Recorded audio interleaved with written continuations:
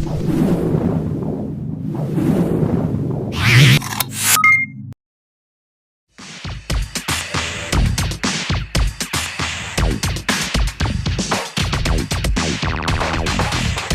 particular branch is pharmaceuticals. We look at the drug substance, so we look to make the drug from basic building blocks and ensure the quality of this drug substance is suitable for use in clinical trials.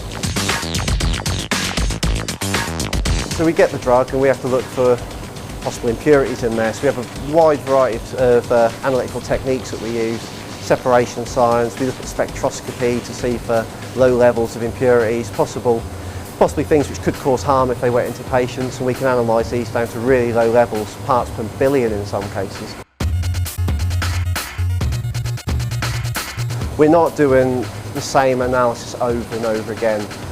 One day I might be releasing a drug from a pilot plant and they might have made like 200 kilos of drug, and the next day I might be helping a student project out, and so days are quite different. The way I got into analytical chemistry, or chemistry as a whole, was I done chemistry, maths and physics at A level. I've done chemistry at York and with a year in industry, and I came here and really enjoyed the job, really seemed to fit into the sort of thing I want to do because I enjoyed the challenges, I enjoyed problem solving, and it just stayed with it from there, and I've been here 10 years now. Skills we think you need for this job, I think you need to be pragmatic.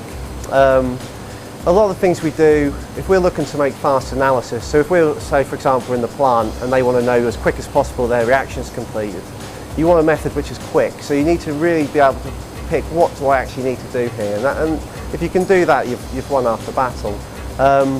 Logical thought helps, making sure you make the right decisions. And I think if you can do them two things, you wouldn't do a bad job at it. But if you want to get into this job, or I think most jobs in the chemistry sector, the year in industry I think can be one of the better ways to do it. It can be like a year-long interview. You know, these guys, if you enjoy the company you work for, these guys see you for a year, see what you do, and it's best to make the most of it. Working as an analyst, there's many different things you can do. So you can, like Astra Zeneca, you can go down management path, the scientific ladder. So what this means is you will hopefully, your strength will be utilised, whatever that is. So if you're great working in project teams, you can go towards project management. If you prefer to be on your own and you prefer to just get stuck into your science, it's a scientific route which you can take. The thing I like about the job, I think it feels it's constant challenges, and these are it's sort of like puzzle solving. So if you've got to look for, we might have an impurity which we're worried might be genotoxic or cause harm. We might have to look for this in a drug down to sometimes parts per billion, and that's a real challenge. So it's having the skill to find what that challenge is, and to actually use the right instrumentation to try and find the right answer.